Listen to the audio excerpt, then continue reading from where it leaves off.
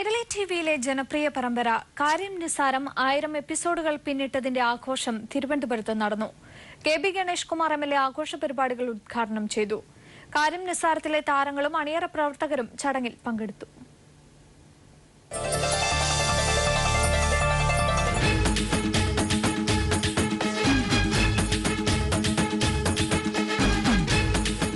വ്യത്യസ്ത ആനുകാലിക വിഷയങ്ങളെ കുടുംബ പശ്ചാത്തലത്തിൽ ഹാസ്യാത്മകമായി അവതരിപ്പിക്കുന്ന ഒരു പരമ്പര 1000 അധ്യായങ്ങൾ പിന്നിടുന്നത് മലയാള ടെലിവിഷൻ ചരിത്രത്തിൽ ആദ്യമായാണ്. കൈരളി ടിവിയിലൂടെ പുതിയ ചരിത്രം കുറിച്ചതിന്റെ ആഘോഷത്തിലായിരുന്നു കാര്യം നിസാരത്തിന്റെ അണിയറ പ്രവർത്തകർ. ടെലിവിഷൻ താരങ്ങളുടെ സംഘടന ആത്മയുടെ പ്രസിഡന്റും MLAയുമായ KB ഗണേഷ് കുമാർ ആഘോഷ പരിപാടികൾ ഉദ്ഘാടനം ചെയ്തു.